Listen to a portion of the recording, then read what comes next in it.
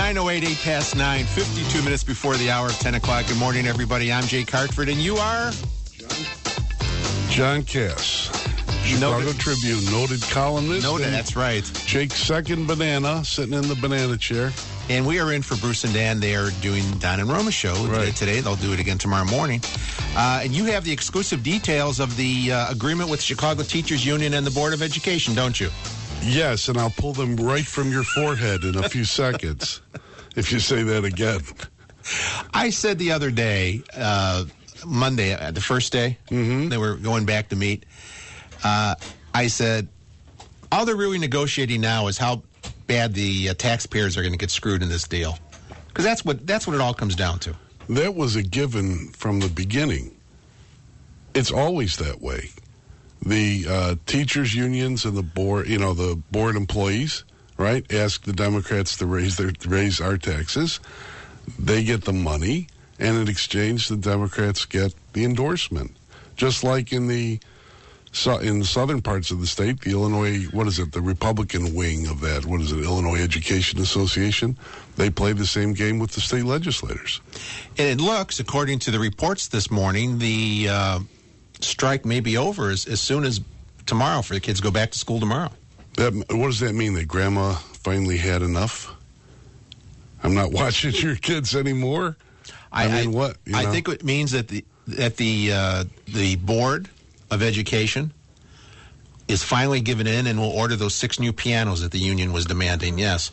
I was at City Hall yesterday, and we'll talk about it later in the hour, a column I wrote today, but all the cops I saw, and I know a lot of police officers in this city, they're all saying, we're waiting now. When's our 16%? Are the Chicago police officers, are they the highest paid police officers in the nation? Are they the ones that have the highest homicide rate? Well, I'm just asking if they're the highest paid. Are they? I don't know. I don't know either. I don't know. Because if they're I would think Beverly Hills, California. Because if they're not, I'd be using the argument about the teachers being the teachers highest paid. For a big city. Because that's what I've heard this past week. The Chicago Teachers Union, $75,000 is before benefits is the highest paid of a big city. It's $100,000 with benefits. I just look, Ram. What happened to the Ram father? What happened to that tough guy?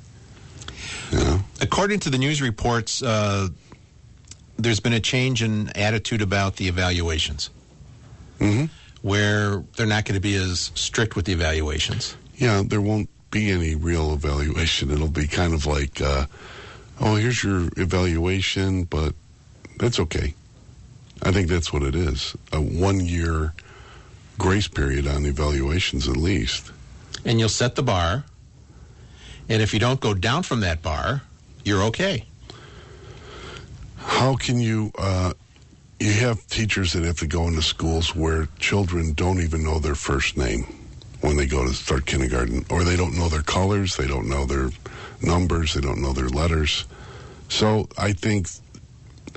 sometimes I think testing teachers or having them evaluated that way is difficult compared to a teacher who goes to a school and all the kids know their names and numbers. I mean, it's a difficult proposition.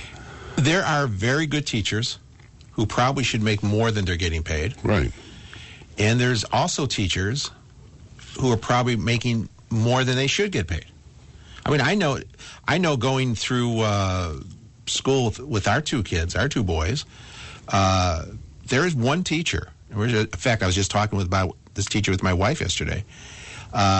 He doesn't deserve to be a teacher. You talk about all the teachers, they'll talk to the parents, this and that. Right. This guy didn't have time to talk. Well, I can't talk to you after school because, I got my own kids I got to worry about in my own life, so I can't talk to you. Well, how about during school time? Well, I can't do that because I'm busy in school. Well, when can you talk? Well, I can't talk after school.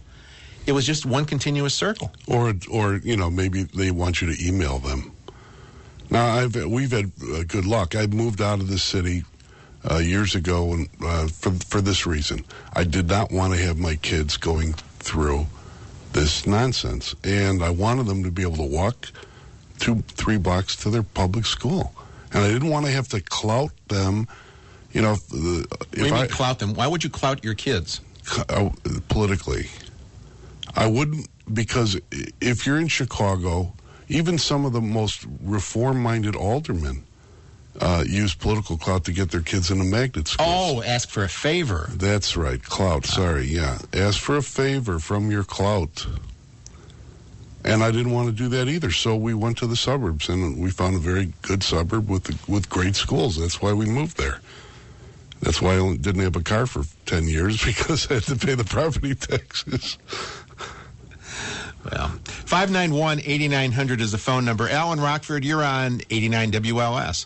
Hi, gentlemen. I did some math last night on these raises over the next 4 years, and essentially just took it as simple math. I took a 4% raise, for year one, took the difference between that and $76,000, and then multiplied it across 26,000 teachers. And I did that for all 4 years, and I came up with a figure of $732 million is what the 16% raise over the next 4 years is going to cost the taxpayers. So I got a question for that is, why is it that the teachers need $732 million to begin teaching our students? They say that this is for the benefit of the students and to get them a better education. Does that mean that they're not currently teaching the students, but will start once they get their $732 million? Yes. Okay, thanks, guys. Okay. They're just going to sit there and, put on movies. Yeah, of course. If they want the money, they're going to get the money. Understand how this system works in Chicago. They get the money from you, and then once they get the money, they endorse the Democrats to run for re-election. I mean, who doesn't understand that? We'll find out. 591-8900 is the phone number. John Kass of the Tribune, me, Jake Hartford, in for Bruce and Dan, 9:15, time for traffic. 89 WLS. 9:16, want to remind you the 89 WLS box office opens every Thursday, giving you a chance to win tickets to an upcoming show or event. Later today, we have your chance to win one pair of tickets to see Willie Nelson on Thursday, September 20th at the Chicago Theater, courtesy of Jam Productions. Tickets are on sale now at all Ticketmaster outlets and online at Ticketmaster.com. John Kass of the Tribune, Jake Hartford of 89 WLS here in for Bruce and Dan. Yep. Talking about the teacher strike may be over. It could be, and then we're going to find out is when, the spinning has already begun, and it'll continue because both sides want to look like they won. It'll be interesting to see how Rahm Emanuel pulls this one off. Sam in Chicago, you're on 89 WLS. Gentlemen, how are you doing? Hey, Sam. Sammy. Okay, I want to ask John this question. I'm here, Sam. When you negotiate the raise for that rigorous labor that you do of writing a column, do you think about when you're doing it, you're having your agent negotiate? I don't have an agent. The effect it will have on the subscription price and the fact that my father, who reads the paper loyally, would have to pay 10 cents more? I don't think I cost him that, and I don't have an agent. I don't. A penny.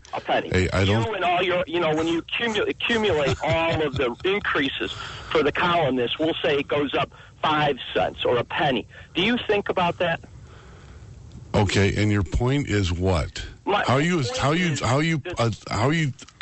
attaching a private commerce to public education for children? Well, you got me there because. Oh, I did. Thanks, Sammy. Wait a second.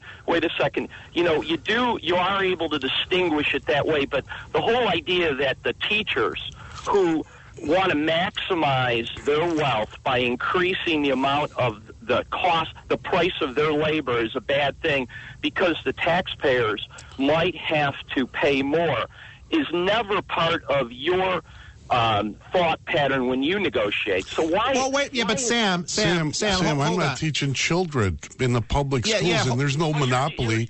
Sam, stop. Hold on. You wanted to talk? Can I get in? Okay, I'll let you in a second.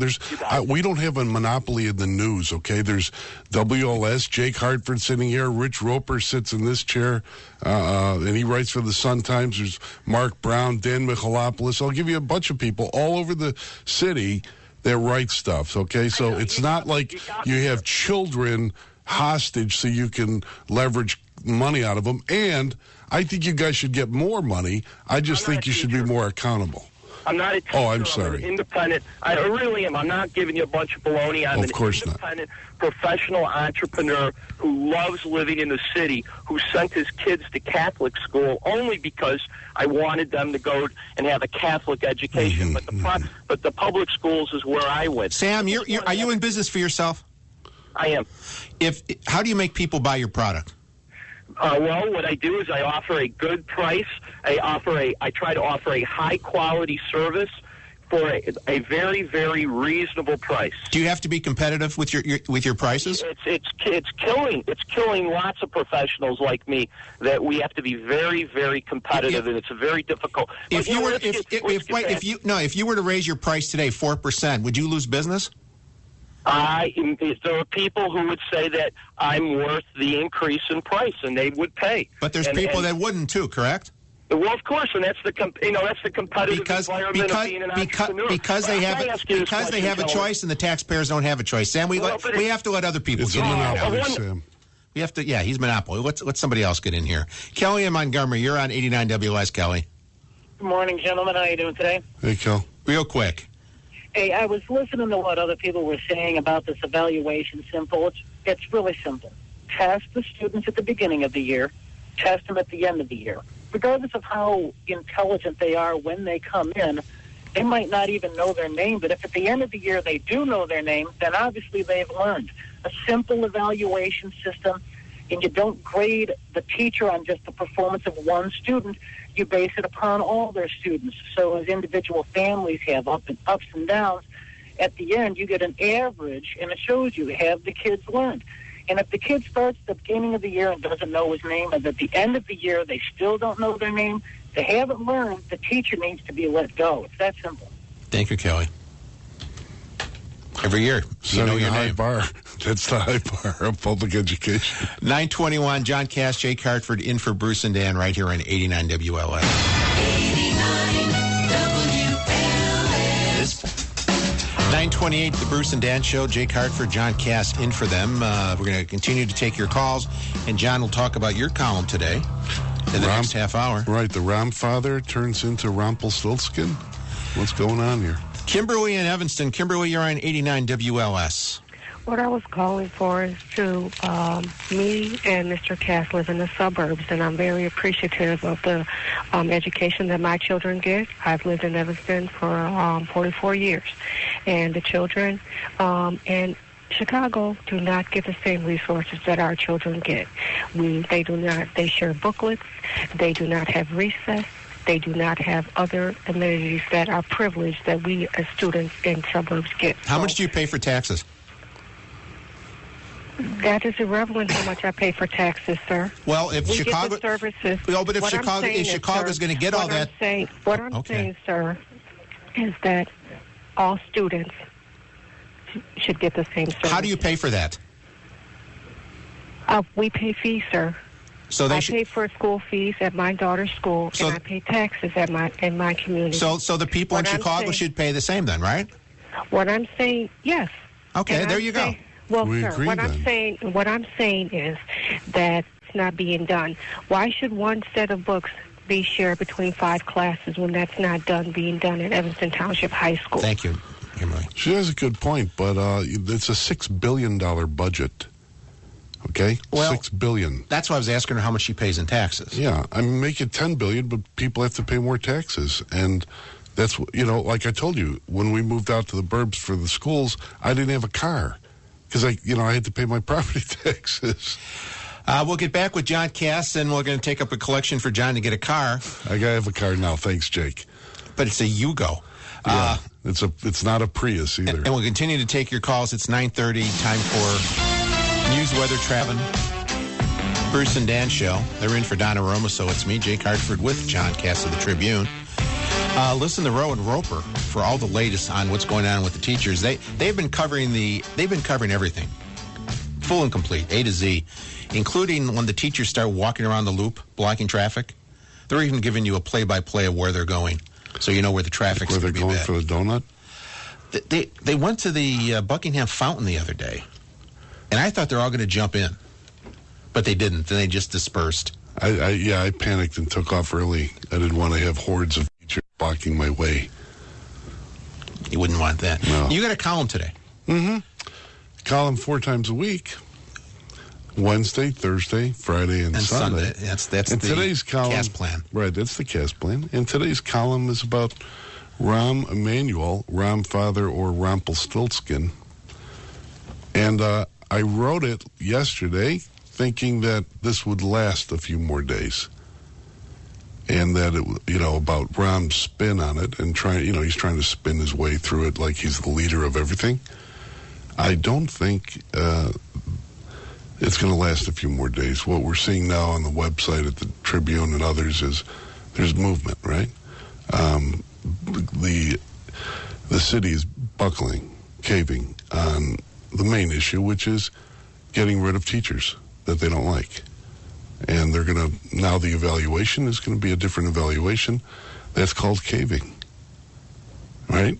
I mean, so it'll be interesting to see how Rahm spins his way out of it. I'm sure the New York Times editorial board will congratulate him for hanging tough. Well, but New York has their own problems with teachers, trying to get rid of teachers. They have what's called a rubber room, and then they've kind of changed it over the last year or so, but they have teachers they can't get rid of that have done things either sexually with students or whatever. Or they're misconduct, morons. or they're bad. Right. They can't teach, and they can't get rid of them. And they have to keep paying them, and New York doesn't have a mandatory retirement age. There was one teacher who finally retired last year at the age of 76, I believe.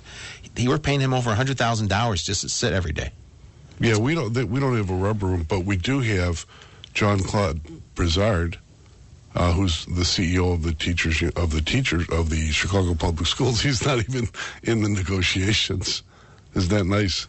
Well, Your CEO is not even involved. Can't be everywhere. John in Bourbonnais. John, you're on 89 WLS. Good morning. Ron in Bourbonnais. Anyhow, good to talk to you guys. Hey. I've got the solution to this teacher problem, and it could be done community by community. It's a simple commission structure for the teachers. You'd retain your good ones. They would make the money that they should make, and you'd give the kids an education. I was a food service salesman for a lot of years. We got paid commission, straight commission. The more accounts you could handle, the more likely you were to make a high commission. The more you knew about the various lines that you handled, the more you would sell to each customer. Yeah, but how would you determine if the kids are actually learning? If they're not like a half a pound of summer sausage, they're actually humans. That's number 3. In order to get paid, I had to collect. In other words, I didn't just sell the merchandise, I had to collect before I got paid. Now that equates out to graduation and how the kid actually tests on varied tests to see how broad their knowledge is and whether they understood what the teacher was doing. But that would solve it, and all but it's I have to say we're going to do it. I have to give you an F on that plan, right, sir? I would give John of Bourbonnais an F and a A. I'd give him a double grade because the concept is good. Pay the teachers more. I think they deserve more, but and more money in the tougher areas. Here's what I saw. Have them accountable. Here's what I saw before the strike started. When they talked about paying, like he said, if the kids learn. I think it was Karen Lewis, the head of the union, said that teachers aren't in this for the money; they're in this to teach the kids. And then somebody else said, if you're going to pay according if the kids learn, the better. The more they learn, the more you would pay. They said you can't really do that because there are teachers who would cheat and rig the tests. This is Chicago. To make the money. You know that's already happened. We've had schools cheating. It happens. Yeah, but they're saying teachers would do that to get the money. Well, schools and teachers would because if it's only about tests and money, yeah. Joe in Chicago, you're on 89 WOS, Joe. Hey, John, Jack, nice to talk to you again. Hey, I got a couple of things I'd like to say. All right, everyone's saying these teachers don't deserve it. I think a teacher does deserve the pay they get, and they should get a raise. Now, 16% over 4 years, they said, or something like that. Mm-hmm. I got a school right across the street from my house, and I talked to the teachers, and they're saying it's not 16%. It's the raise that they're supposed to get before the contract ended, on top of what is going to be coming up on top of what they already had. I'm listening to all these people. I said, teachers... Wait, Joe, what you just said. This is why the kids are leaving school and they don't learn stuff. All the stuff we've seen in the media, all the reporting, all the teachers union, all the people from the Board of Ed said this is what it is, and now you're saying, well, it's not what it is. Because the teacher told you. Because it's something else. Well, like I said, there's their side, there's the media side, and there's the Board of Ed side. So, you got to try and piecemeal everything together and then come up with a solution. But I thought that was the one thing they all agreed on. It was the 16% over 4 years, and they were going back on other issues. They wanted those pianos. Here's the deal. To pay for this, the school system is $1 billion in the hole. The 16% raise over 4 years will be another $500-600 million. Where are they going to get the money? Here's where they're going to get it. By closing schools. The Tribune earlier this week reported that between 80 to 120 schools will be closed after this, okay? After this deal's set. That means savings for the board, but it also means teachers are going to lose their jobs. That's why this whole evaluation business and being able to, principals to be able to hire, was key, and now they've caved there. John Kass, Jake Hartford, 89 WOS, 944, back after this.